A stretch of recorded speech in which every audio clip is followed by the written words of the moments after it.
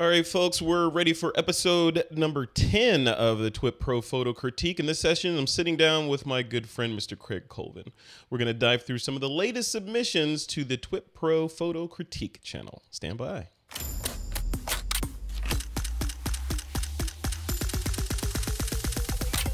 This is TWiP.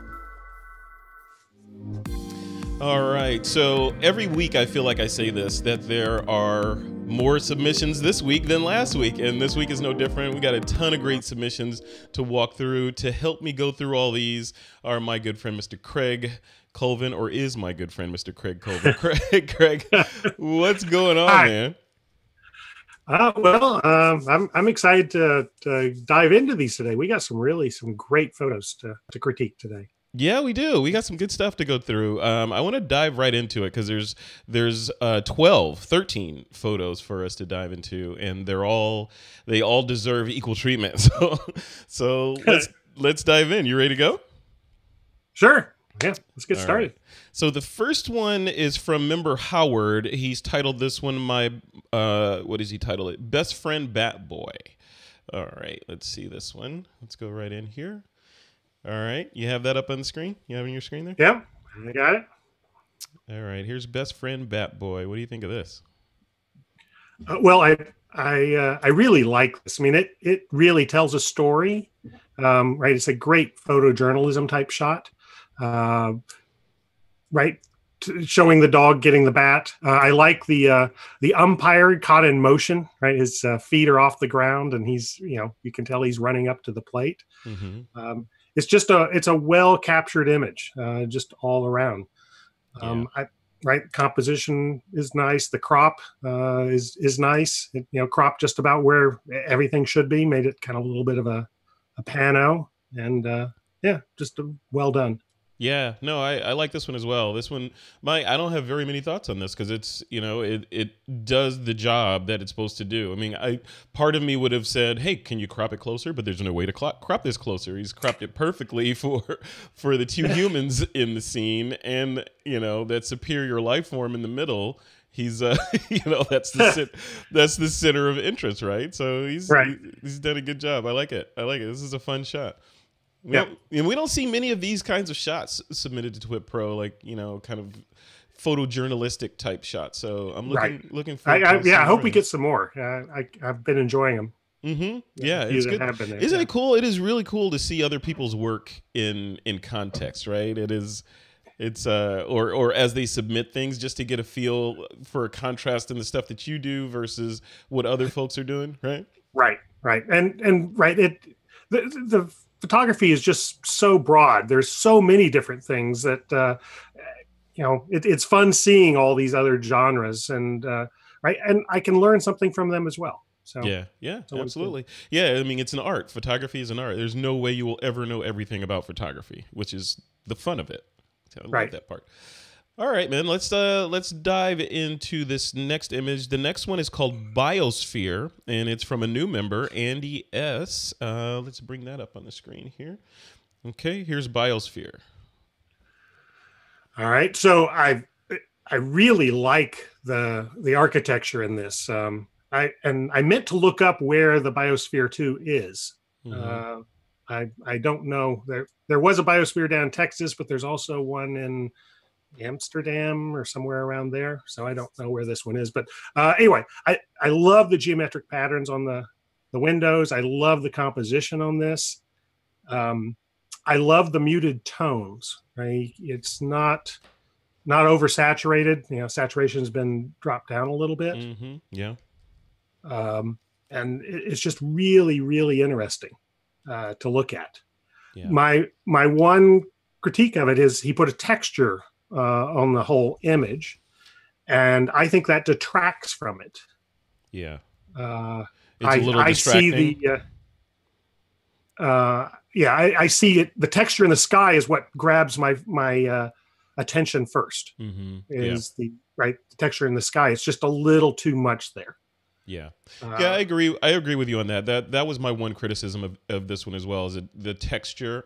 I don't think that was necessary. Depending on, again, right, is depending on what this was for. mhm. But the texture is distracting in the sky, and it doesn't seem like it adds to the overall coolness of these geometric shapes that we see in there. The composition's great, fine. I mean, it seems like you had a pretty good sky there. I probably would have emphasized that sky a little bit more and pop it out. Right, make the clouds show up a little bit more. Yep, Yeah, yep. yeah, which And would make the foreground pop a little bit. And the other thing was, it feels like it's a little bit underexposed. It feels like it could be yeah, maybe half a stop or something like that, right? yeah, a little bit, especially that foreground building. Hmm. Yeah, just brightening it up a little bit, and the tower Yeah, would probably do really well. yeah. But yeah, and I like the texture on the building. I think that adds to it. Hmm. Right, but the sky, that's what draws my eye first, is the sky, Yeah. because of the texture there. Yep. I agree. I agree. Very cool. And it sounds like on chat they're saying that this one is north of Tucson. Oh, is it north of Tucson? Okay. Yeah. Yeah, yeah, yeah, yeah. Very cool. Very cool. All right. I gave a sneak preview of the next image because I have trigger happy fingers over here on these buttons. But the next one is from member Mark Harris. He's titled this one "Girl with a Beaded Earring." That's up on your screen right now. Right. Yeah. Yeah. What do you think? So I know this model. She's a lovely model. I love working with her.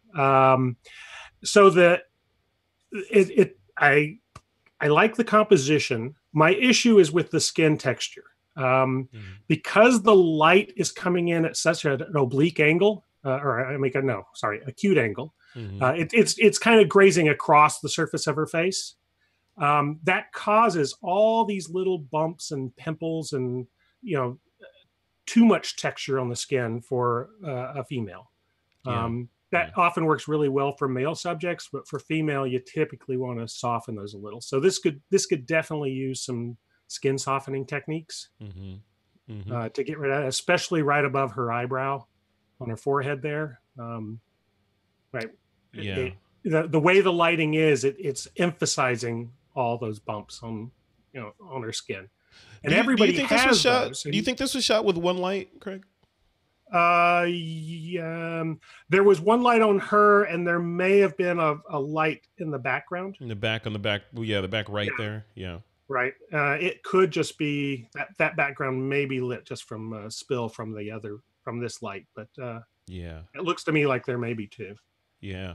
And I would agree with you on the skin texture piece of it. Yeah, because it's tough. We've talked about this on critiques before, like how far is enough, like how far is right. too much when you're doing these things, right? You don't want to Right, you don't want to wanna- decimate yeah, the texture, but at the same time you want to make them look their best, right? Right. And for something like this, you could leave it natural, just not having the light coming at quite that angle. And that wouldn't show all of these little bumps. And everybody's skin has these, and that lighting just happens to emphasize it. Yeah. Yeah, So, it's just like anything. It's like on as I was learning when I was in photography school in the military. They would go over texture, and I remember this just like it was yesterday, because they drill it into your head about point light source, the small or point light sources versus large light sources, and what they do to a scene, and when to use them and when not to use them. And one of the reasons why you'd want to say shoot humans or women or whoever on a overcast day is because the sky becomes a giant softbox. Then you go like, okay, why is that important? Because you're just like a mountain versus a pebble on the ground, everything casts a shadow.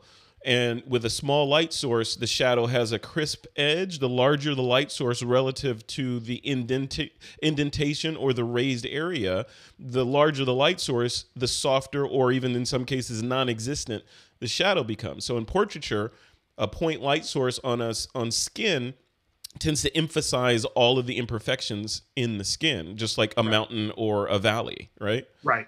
So yeah, soft light, definitely helps with skin texture and reducing, making it look better. Yeah.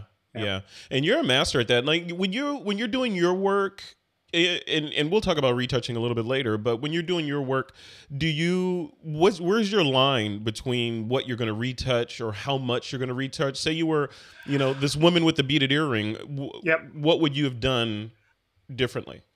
Well, I would have, if I noticed this while I was shooting, I would have had her turn her head just a little bit more towards camera, or I would have, moved the light so it was not coming at such an acute angle.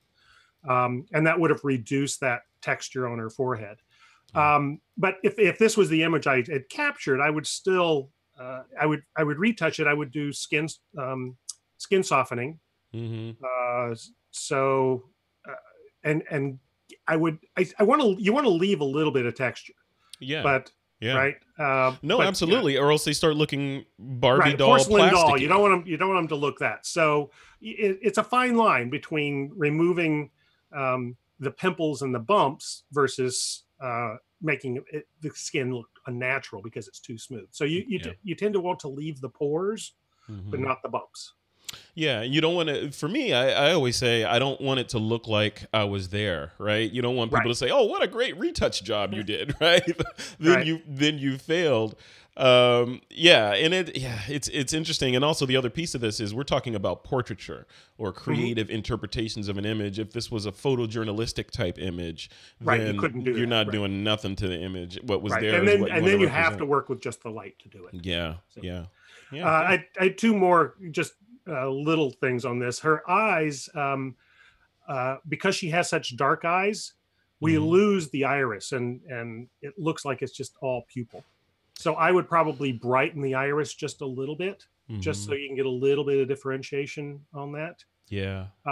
This was also shot in a dark room. If you zoom in, you can actually see that her pupil is very large. And so it often, when shooting models like this, to have a bright light that they're looking towards so that their pupil gets small and you see more iris. Yeah. I zoomed in a little bit on it. Yeah. I agree. What I like about this image, one of the things I like about it is I love all the colors, right? I love the bright colors against her dark skin and the kind of copper tone kind of lipstick she's got going on. These kind of shots are interesting too because they're sensual but not sensual because you know obviously she's topless maybe, but there's a lot of skin in the scene, so it automatically makes you like, oh, what's going on there? What are you looking at? What are you waiting on? Right. So. Yep. Yeah. Speaking of the color, I mean, the earring, that's in the title, and it does stand out. I do like that. I might change the color a little bit to match the kind of orangish yellow in the headscarf. Oh yeah. And tie them together a little bit. Yeah, so, but in either case, whoever that was shot for should be happy with that image, even without any changes to it. It's a really good image. So really well done. All right, the next one, this is a twofer. So this one is by member Chuck Myers. He's titled it Grist Mill, and he submitted two. So I put them both in here so that we could give him comments on them.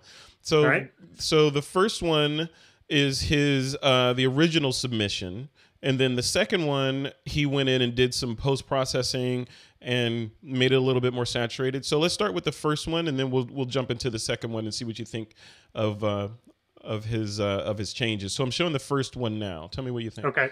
Well, so I mean, this is a beautiful scene. It's like a painting, right? Right. It is. Right. We don't have grist mills like that around here. Yeah. No. And we don't have the snow like that either. I like the treatment, the slow shutter speed to get the silkiness in the water, and I think that's just about the right amount of silkiness in that. You can overdo it. But I like what he did that still left some texture in it.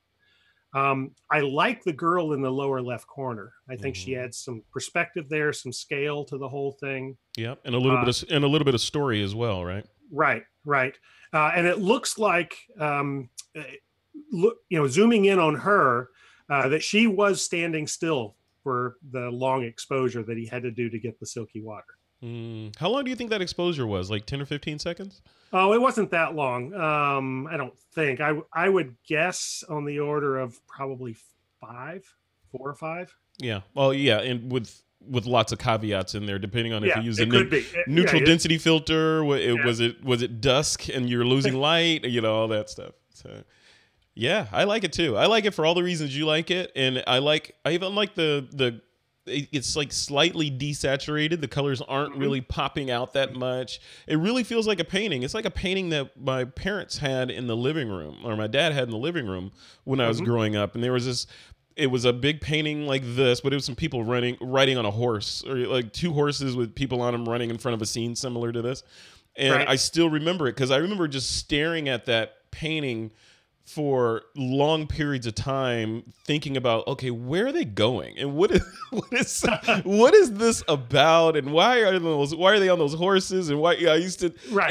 I would start building little stories. You make up your own story for it, right? And this Yeah. this one has a story, but we don't know quite what it is. So Yeah, you can make up your own. Like she's traveled forever, and now she's got the love of her life is in there, and she's thinking about how to surprise him or something, or there's zombies chasing her, and she's got to figure out how to get over that water.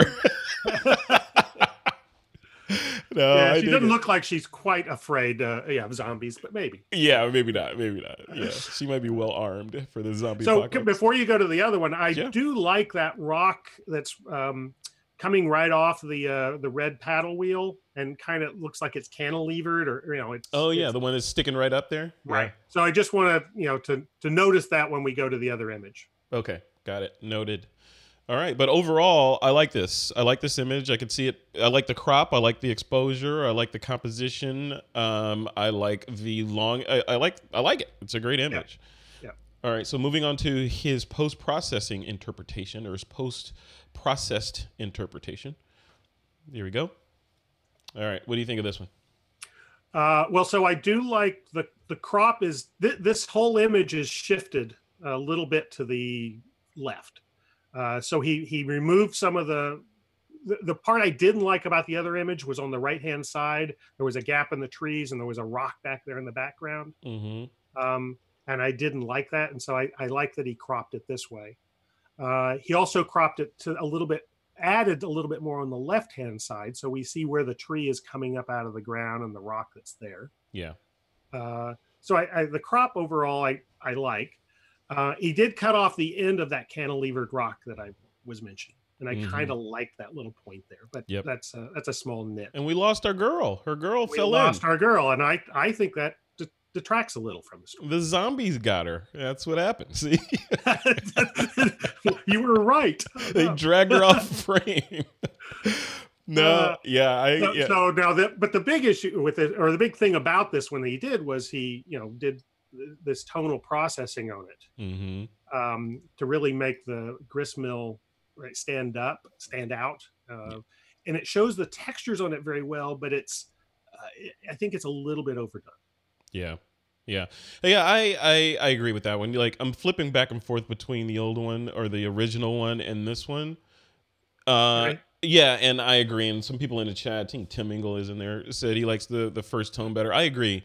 I like the first one better. This one, I feel like, is competing on a completely different level. Like, hey, look at the colors of the scene, and look how bright the red is on the the grist mill. Look at it's almost sensory overload in a lot of ways. Right. But the first one is much more muted and much more. This could have been just happenstance, you just happened upon the scene and snapped it, and it looks like that, right? This one, you can tell that, okay, this one was intentionally changed to get this look out of it. Neither one is a bad image, but if I had to purchase one, it would be the first one. Right. And I think you could do a little bit of toning between the two of them. So maybe adding, brightening the grist mill just a little bit in that first image, but not quite as much as it is here. This one also ended up, the lower left corner is now much brighter, and I think a little too bright, and competes with the rest of the scene. Right. So, yeah, because the other piece, and I guess with both of these to some degree, but I notice it more in this one, is the question of what's the subject of this. Right. And the first one, taking it away from it. The first one, there was no. Right. Yeah, the first one. Let me go back to the first one. So the first one, it feels like it's telling a story, so it's all wrapped together. So you see the girl in the lower third facing in, the grist mill facing the girl, and you can tell that they're the subject. They're thinking about something, and the flowing water is ancillary, I think. Mm-hmm. Right. So right. The girl keeps your eye in it. I circle around. I go to the grist mill, the girl, the waterfall, the grist mill, the girl, right in a counterclockwise circle.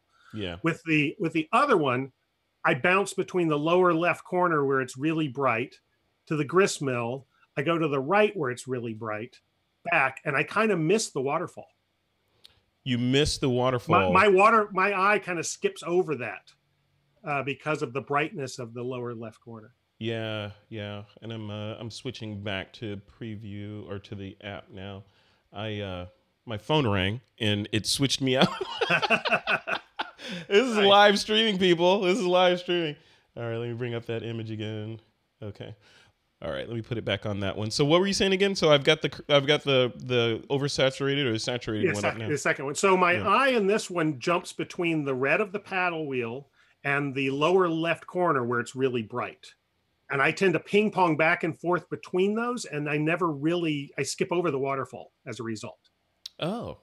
Right. Yeah. Okay. Because it takes you out of the story that the artist is trying to tell you. And that could be, just darkening the rocks in the foreground and making them much darker would make then the waterfall and the red paddle wheel be the focus. Would you, on this second image, would you do something as far as like throwing a vignette on? Yes. Yeah, absolutely. Okay. I vignette 99% of my images. I think that's very important. Yeah. Your job as a photographer is to focus the person's eye, where whoever's viewing the image, where you want them to see. Yeah. And vignettes do a very good job of that. No, right? Absolutely. Yeah. And just like anything else, just like we were saying with the whole idea of retouching, vignettes can be overused and overdone. And I think vignettes are tricky. I love vignettes too. And I love, especially like in Snapseed on the iPhone, using vignettes and also selective blurring and that kind of thing. But vignettes can be really overdone, right? Right. Yeah. And so and a lot of times I don't do just a strict oval vignette. I will make it oblong and cover the subjects I want to do, right? So in this case, it would be the grist mill, and it would I might make it a triangle. To cover the waterfall and the grist mill. Oh, interesting. Right? What are you telling me? Are you telling me there's no rule that says a vignette has to be oval or circular? Like, no one told me. Only if you use Lightroom. Yeah, exactly. And even then, you could go with the brush and do whatever you want. So my rule of thumb with a vignette is if I can see it in the thumbnail in my film strip in Lightroom, it's too much. Yeah, there you go. Right, there you go. So if it shows up in the thumbnail, and it's very obvious there. Yeah, I will back it off a little. Got to be stealthy. All right, cool. This next image is from a new member, Andre S. Submitted this one, and it's called Handlebars. Let's bring that up. All right, here we go. Handlebars is on the screen. What do you think? All right, it's a really cool motorcycle. I want that bike. I need that in my life. Right? Yeah, those and the handlebars are cool. Mm-hmm. So I like the composition in this image. Well, let me rephrase that. The red line I think is a little distracting. So if I were there taking a photo of it, I would probably go a little bit higher so that red line is not intersecting with the handlebar. Mm-hmm. But after the fact, I would just remove it in Photoshop. Just get rid of the red line. Yeah. I think also this image would look really good in black and white. Right. Yeah. Because you have to ask your question, like we say in all the other critiques, what is color adding to this? Is it helping the story, or is it benign, or is it hindering the story? Right. And it's not really helping. I mean, it is nice to see the brown leather on the handlebar, but you could do without that. Mm-hmm. I like the depth of field on it too. The blurry background and the blurry foreground. Right. Mm-hmm. It's really focusing us right where the interest is. Yeah. No, I agree with you on the line in the background, because my eye goes directly to that. Right. I'm looking right at that. The other piece that I would probably try a different crop, because the out of focus back of the bike that's in the bottom left of the frame is distracting to me, because I keep looking at it and trying to figure out what it is. Like, part of me looks like, is that a flying saucer sitting on the back of that bike? But it's like, I think it could be cropped in a little bit more, or maybe even square, with a square format.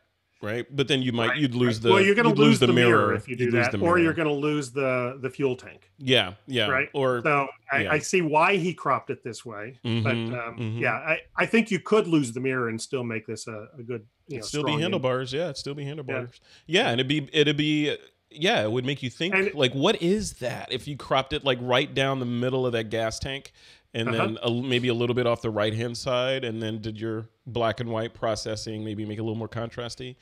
Right. Yeah. It needs contrast if it goes black and white. You want to really make that texture pop. But yeah, but cool shot. And see, this is a good lesson. This shot, and great, and thank you, Andre S., for submitting this. Great work on this. But that shot is a good example of why you don't need to travel to new and exotic places in order to make cool photos, right? You could just get a little bit closer on something in your neighborhood or in the mall or somewhere and make some really interesting photos and spend some time on your composition and post-processing and do some killer work without buying a plane ticket, right? Right. Yep. Yeah, absolutely. Yeah, I love this stuff. Cool. All right, so the next shot is from a newer member. God, these new members. Welcome to all you new members to TWiP PRO. This is fantastic. Yeah, great. Yeah, it's from Fizz, F-I-F, lowercase I, capital Z. Fizz, he titles this one March for Our Lives. And you want to set this up? What happened over this past weekend around the country in the United States? So there were marches all around the country. The students were out protesting, wanting more gun control and wanting Congress to take action because of the Parkland shootings a few weeks ago. Yep. So member Fizz shot this. I'm assuming he went out there and documented it and took some photos. And this is one of the photos. So tell me what you think. What are your thoughts of this one? Well, this is a great photojournalism shot, right? Great capturing the story and the event that's happening. So the things I would do to even improve this would crop down from the top. We don't need all that sky. What it's done, it the way it's cropped right now, the Capitol dome is dead center in the image. Yeah. And it becomes kind of the focus, where we really want the people in the foreground to be the focus. So by moving that up towards the top, the crowd is then going to become more of what we're looking at. Sure. And I might even then also crop in from both the left and the right. So there's the right under the "What will it take" sign. There's two people there. I might crop right there, and the guy under "Vote Them Out" on the right hand side, crop right at his shoulder, and then it makes it feel like we're in the crowd. Yeah. Well, it kind of feels like you're in it right now too. But you were holding your camera above your head and taking this shot. But it's going to even make it more. I don't know that you're gaining a lot from the people on the right hand side and the backs of the signs. Yeah. And or the people on the left. It shows that there's a large crowd, but I still think you get that same effect if you were to crop those in. Yeah. Yeah, I agree. I think, looking at this shot, it's a powerful image, and it was an emotional weekend here in the United States for probably everybody, I would assume, right? And this captures it. Like you said, it puts you into the crowd. From a technical standpoint, I think this is a great image on its own, obviously. So no disrespect to Fizz. He did a great job with this. But if I was to crop this, if I was going to sit down and post-process this, I'd probably, like you said, the Capitol building is smack dab in the center, and it is in many ways one of the subjects, obviously, of this shot. So I'd push in a little bit closer and crop it, just like you were saying, right below the "What will it take" sign, and "Vote Them Out." Those would be kind of my anchors on either side of the frame, but I'd want that Capitol to be bigger in the frame. So, and then the story, because you could crop this any number of ways to tell different stories, right? Because the story from a photojournalistic standpoint could be about the crowd, or it could be about government, or it could be, obviously it's about both. But I'd want to push in, if this was a story about Congress not doing anything about gun control, I'd want to make sure that the building in the center of the image is front and center and larger, right? Mm. And Okay, then right. and then the people are going there. You're like, okay, they're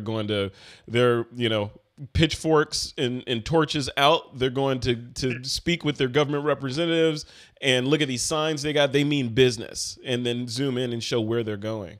I think that Right. would have been a good way to tell part of the story. Another part would be, zoom out more, and you're going to show the expanse of people that came out of their normal lives to talk about and draw attention to this issue, right? So then it becomes less about Right. the architecture and more about the human element.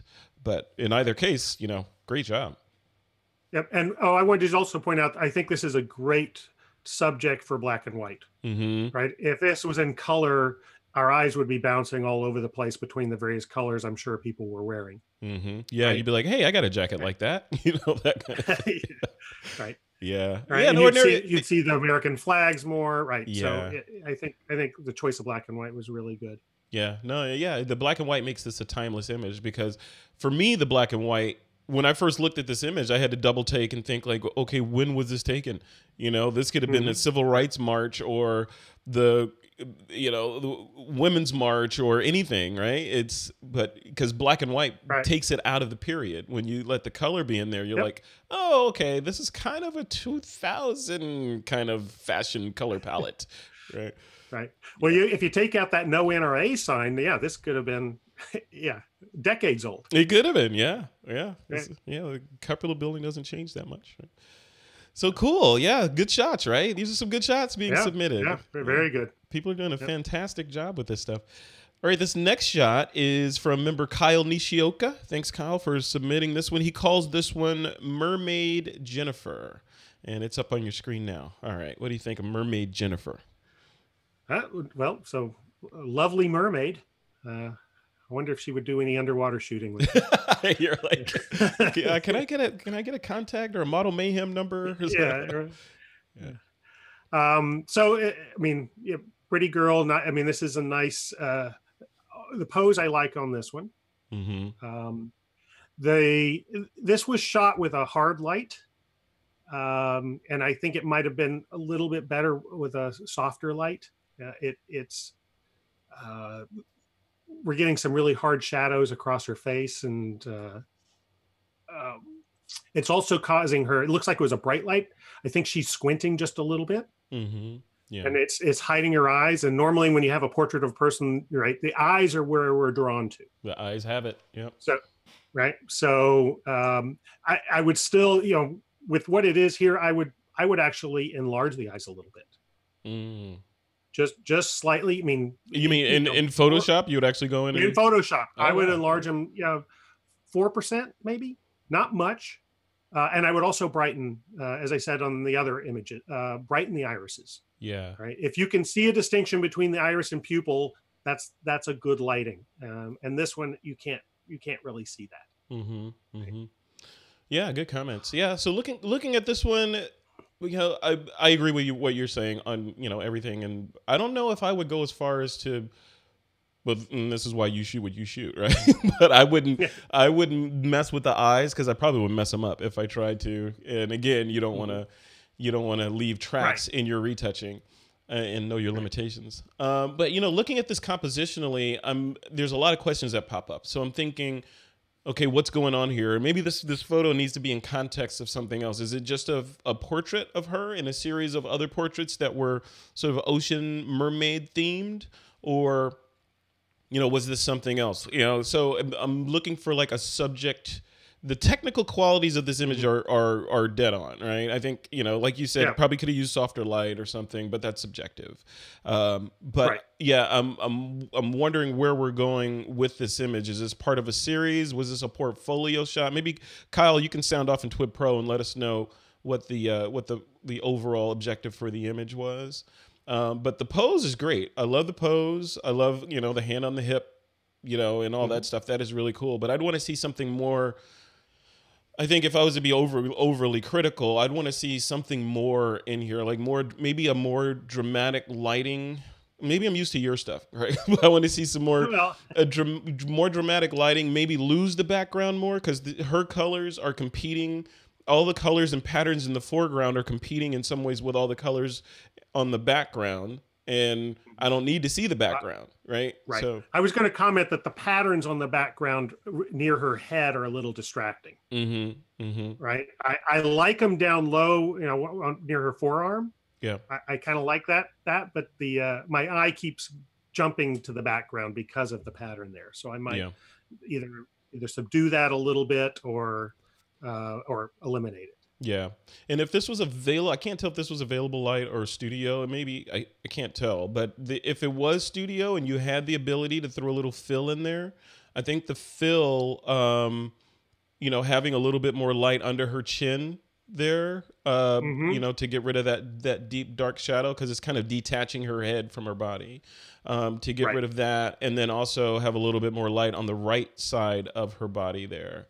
And I think a softer light would have just made the whole thing softer anyway, even if it was softer, one light. The whole thing, I think, would have, Yeah. Right. Now the advantage, so the advantage of the hard light is you're getting the shadows from the netting on her body. That may have been what they were going for, and so that's why they chose hard light. Yeah. But when doing that, you need to kind of address these other issues. Yeah. So, it made her face very bright. The starfish should be toned down a little bit. Her forehead's a little overexposed. Yeah. Right. Her cheekbones are kind of overexposed a little. So you need to even address that. And this is Mermaid Jennifer, so maybe even push in a little bit. So I don't know. I'm just trying to. I like the shot a lot, but I'm trying to think like what would make it pop out more. And maybe it's because I want to see more detail. There's a pattern on her forehead there that is getting. And you can't really see what that is. You can't really see it. It's getting lost in a lot of this, and I know it probably took a lot of effort to get that pattern on her forehead. So maybe push in and make this a Head and Shoulders type, or maybe cut it just like above her waist or something, so that we can more accurately see that. Okay, yeah, even slightly below that or above the bottom of the seashells there, so you get a hint of her chest there, but it's not overtly that. And then, if the background was a little blurrier and we could see that pattern on her forehead, this would be a completely different image. But this is one of those images that definitely needs to be in color for sure, right? Yes. Yeah. Absolutely. Yeah. The colors are really nice on this. Yeah. So good work. This is how putting your work in TWiP Pro and having objective and subjective third parties make comments on it, I think is helpful. I think part of the other thing that's helpful in TWiP Pro is when we comment on these things and then the artist comes back and comments about some of the things that we said, and you're like, oh yeah, well, I put that there because of X, Y, and Z. Right. We get the reason why they did it. Right. And we get the reason why. Yep. All right, let's move on to this next one. It's from Craig Stampfley. He calls this one Raindrops. I know you like this shot. I know it. I do like this shot a lot. Yeah. I wish it rained here more. Yeah, that's It only rains when it's cold. I can't heat my pool in the Oh. So I'm rigging up sprinklers. I was gonna say that. Yeah. All right, what do you think about this one? So I love the concept here, the pose, the water texture is just, that's what makes this image, is that raindrop ripply surface. Yeah. It's gorgeous. Yeah. To improve it, I think the raindrop, the white area in the top is too bright.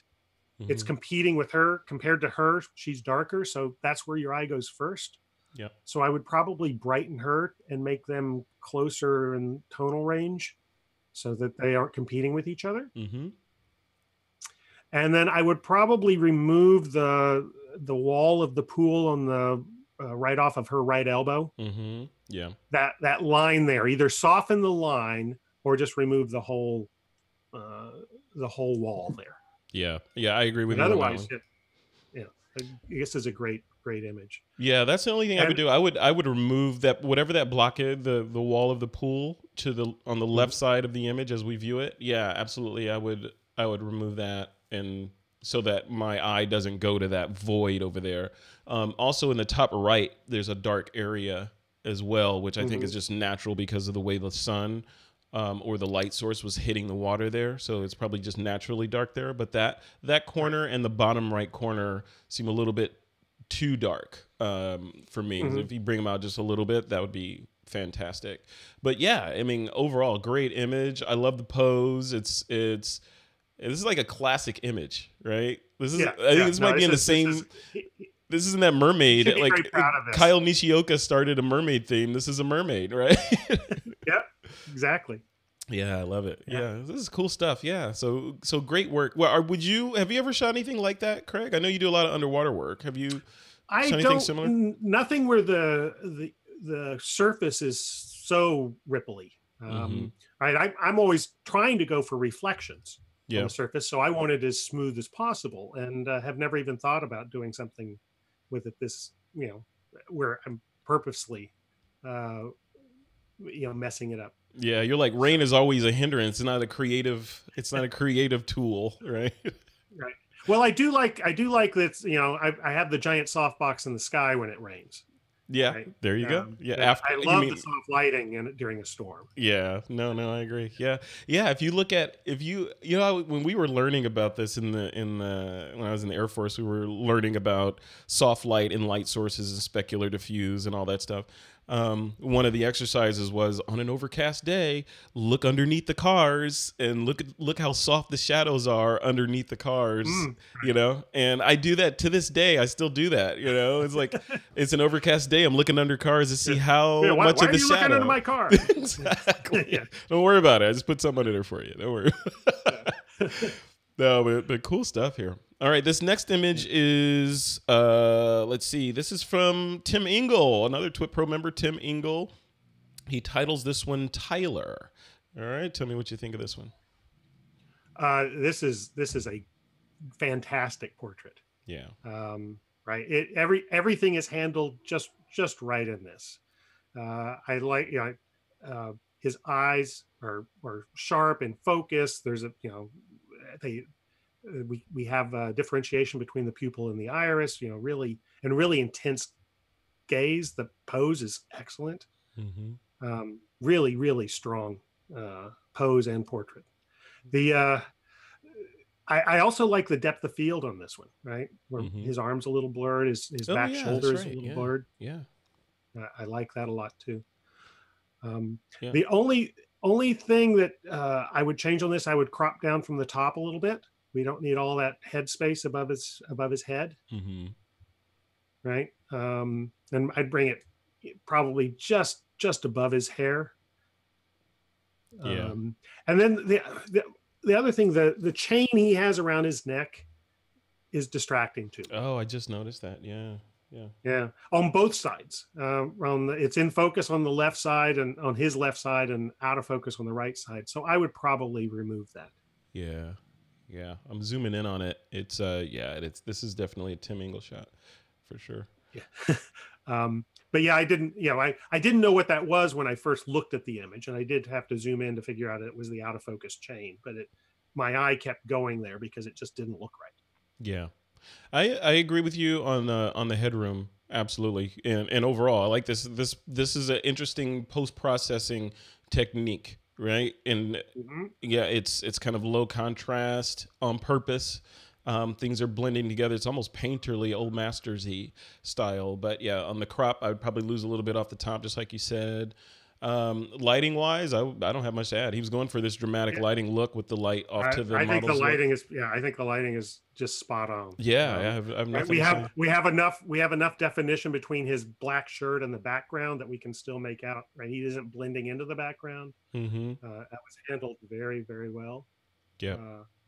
This is just Tim, a great portrait. And knowing Tim, Tim probably made this shot with $15 worth of material. Tim is the MacGyver. Right. He's the MacGyver of commercial portraiture and model shooting and stuff. Right. No, I like it. It's a great job. Tim's in the chat. He just said it's natural light. Nice. Wow. Yeah, very nice. Hey, but everything's natural, right? So even a strobe came from Earth, so it's still natural. No, but yeah, Tim, I wonder. Well, Yeah, you killed let it. Very let us know nice. where you shot. Did you shoot this in your studio? Because Tim has this giant open wall in his studio that provides some ridiculous natural light. So yeah, he's saying it's the sun. Cool. Yeah. Good job, Mr. Engel. All right, let's move on to the next shot from Tyler. This one's untitled. This is another one from Andy S, one of our newest members. I'm going to bring it up. You see that number 10, right, Craig? Yep. All right, I'm going to bring that up on screen now. Here we go. What do you think? Yeah, I really like this image. Right, this image is all about texture, and there's lots of texture to go around. Mm-hmm. Right, and it's interesting that the shapes and the curves, right, the lights are they draw me in. I spend a lot of time just looking around this image, and it keeps me there. Mm-hmm. Yeah. Yeah, someone who's restoring cars, this is a horror image, right? Exactly. Like, oh my gosh, I have to fix all of this stuff and bring it back to factory. Yeah, but for us photographers, this is just a gold mine of texture. It is. Yep. Yeah, you're right. It is beautiful, and you would say, well, there's not much color in this. Why don't you drop it out? No, I would not drop the color out of this because you want to see the rust. You want to see the oranges and the I think warm that adds tones. to it. Yeah, absolutely. Yeah, absolutely. He even cropped this and put the headlight in kind of loosely in the rule of thirds on the left hand side of the frame. Kind of leads you into it a little bit. Yeah, I like it. This is really interesting. Definitely art. I could see this again as part of a series that were on the same vehicle, where he went around and did several, he probably did, I'm guessing, but several different close-up shots, some of them recognizable like this one, it's a headlight, some of them so close that you don't recognize what it is, Right. I could see those in a nice, cool little series about decay or something.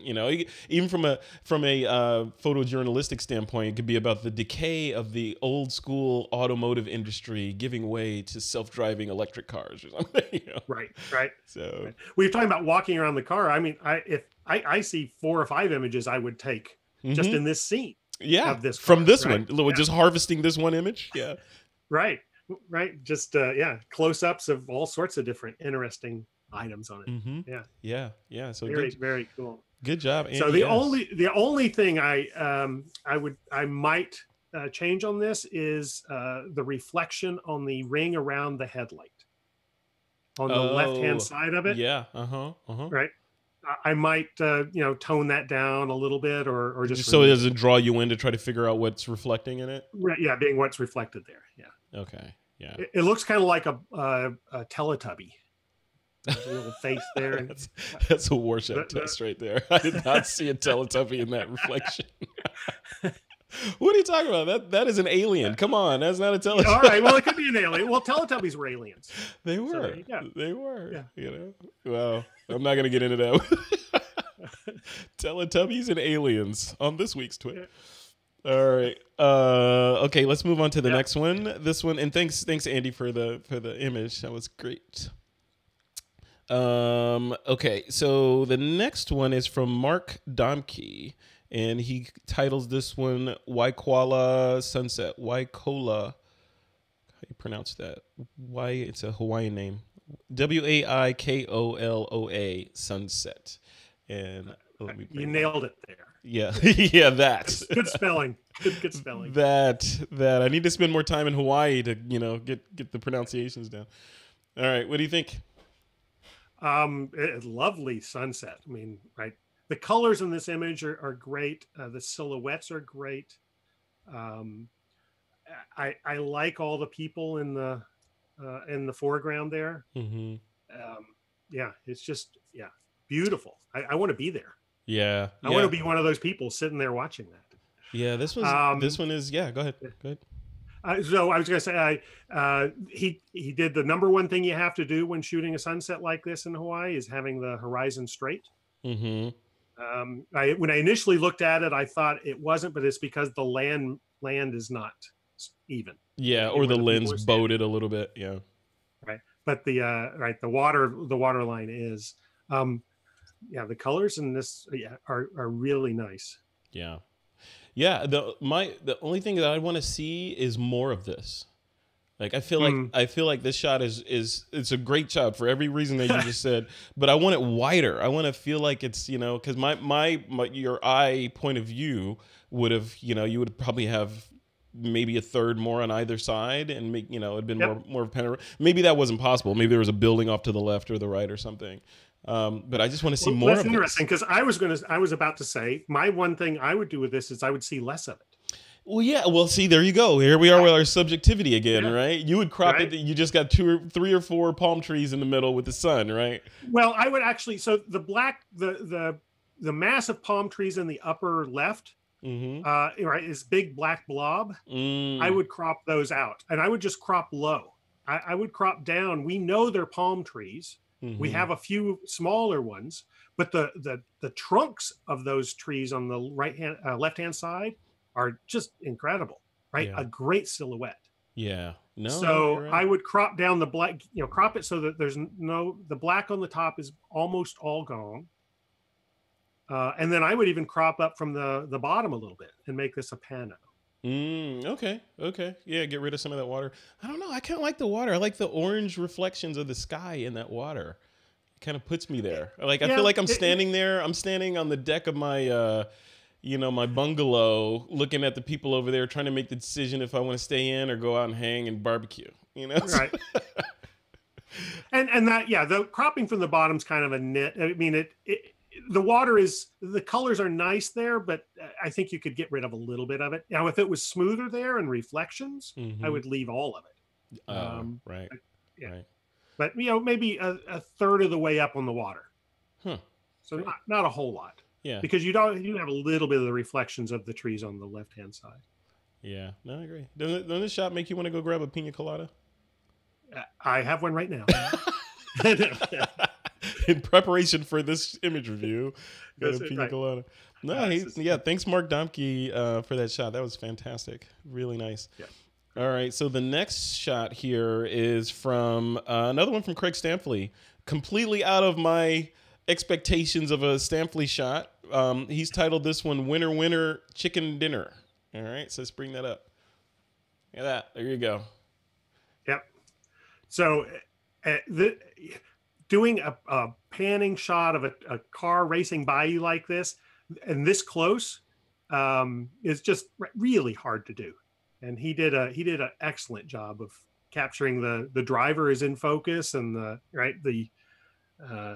yeah, it just really shows the motion and the action of this. I was just looking at the shot and I was staring at it. And I'm like, where was he like, to get this shot and not get creamed? Because this car is clearly moving fast, and this is a wide angle lens, which means he had to be relatively close to it. He said in TWiP PRO that he could have reached out and touched the car.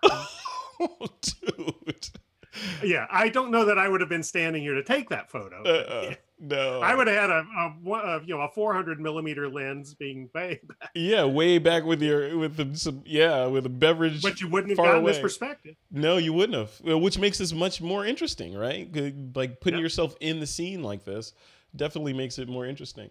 It is, from a critical standpoint, it's, you know, this is a panning shot, right? So these are clearly shots that take a high level of skill and understanding of your camera and photography in order to get a sharp shot like this, which he has. But the hood is not sharp. I think if I'm looking at it right, he's probably focused on the driver in the car, right? So he nailed that. The driver is tack sharp. So you got to make choices, right? Do you want the driver in focus, or do you want the hood of the car? Is this a shot about? Is this a story about the drivers in this race, or is this a story about the vehicles? I guess would be the question. Right. Well, and so that's the one critique I have of this image is the words on the front. Whenever you look at an image that has words in it, our minds automatically go to read them. Yep. And when we go to read those, they're blurry on the hood. Yeah. Right. So I would I thought about maybe in Photoshop it has the camera shake or motion blur removal. Sure. And try to see if you could maybe sharpen those up a little bit. It works really well on panning images. Or would you or take them out? Well, you can't take them out, right? Or the alternative is to remove them. Yeah, Yep. I thought about that too, but then I thought, that I think that substantially that changes the overall substance of the scene if you take that out, because this is about these sponsored cars running this race, and he's trying to win the prize money or whatever. If he's just a dude driving around in a car, without these stickers on, he's just a maniac. I would remove the bright red bar, the lubricants. Okay. I would remove that, and probably the total. Okay. But leave everything else. What about the MRF on the right side of the hood? I would leave that one. That one doesn't bother me. Okay. My eye doesn't go that well if the others were removed. No, my eye still it's big enough. Even though it's blurred, I can read it instantly, and then I'm off to somewhere else. Yeah. Cool shot. I need Stanfley. You got to get in TWiP Pro and give us some more background on this and how you avoided, or was this photo taken after you got hit and maybe it was you were airborne. This was the last photo he's taken. This is the last photo taken with that camera, because it's now. Yeah, no, so that is good. It's really cool that he was able to get that. So yeah, give us some more background on it. All right, man. Looks like we're at the end of this week's batch. Good stuff, right? Like, excellent stuff. Yeah, that was fun. Yeah, some fantastic work. Yeah, I'm excited. I'm starting to love doing these. I mean, it was fun in the beginning. Now it's like educational and fun stepping through these to kind of get into the mind of what other photographers, other people, or other artists are thinking when they put this stuff together. And like I said, to close the loop inside of TWiP Pro is the kind of the cherry on the cake, right? Because it's like, we said this, and you said, well, what you said didn't make sense because there was a wall right there, and I couldn't do that. Right? Yeah. Yep. So really, really cool. Right. Well, and getting critique on your images is probably the best way to improve your photography. Yep. Right. Which is why we're doing these. I'm excited. There are so many people that are doing that here. Mm-hmm. Yep. I agree. All right, Craig Colvin, you are an accomplished photographer. What's a URL where people can go look at your stuff and pay you back some criticism? CraigColvinPhotography.com and Craig Colvin Photo on Instagram. Excellent. All right, sir. Thank you so much for taking the time out today to do this with me. Thanks for having me. I enjoyed it. All right, you're welcome. I'll see you next time. See you around TWiP Pro. Yep, absolutely. All right. See you later.